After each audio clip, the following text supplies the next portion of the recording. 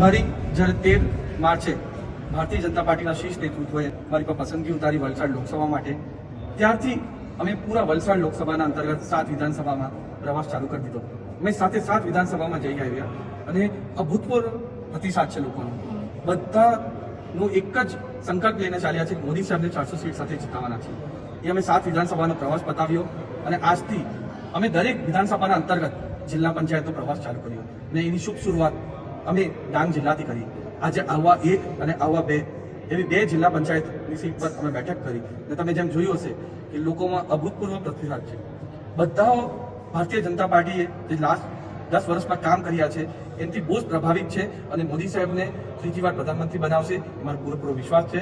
સાથે સાથે વલસાડ લોકસભા સીટ પણ અમે 26માંથી 26 જે ગુજરાતમાં જીતવાના છે એના અંતર્ગત વલસાડ લોકસભા સીટ પણ અમે 7 લાખથી વધારે માર્જિનથી જીતશું એ અમારો વિશ્વાસ છે.